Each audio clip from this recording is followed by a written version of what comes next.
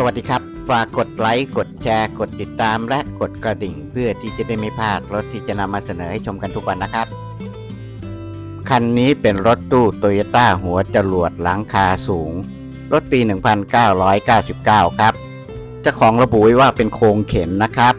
แต่มีแถมเครื่อง 2RZ และเกียร์ออโต้ให้ด้วยพวงมาลัยพาวเวอร์ไม่มีเบาะหลังเล่มทะเบียนเอกสารชุดโอนครบข้อมูลและรูปภาพเจ้าของลงไว้เพียงเท่านี้นะครับ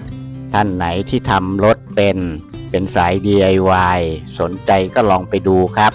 หรือเริ่มต้นจากขอรายละเอียดจากเจ้าของเพิ่มเติมให้เข้าใจให้ชัดเจนครับคันนี้อยู่ตัวเมืองอยุธยานะครับ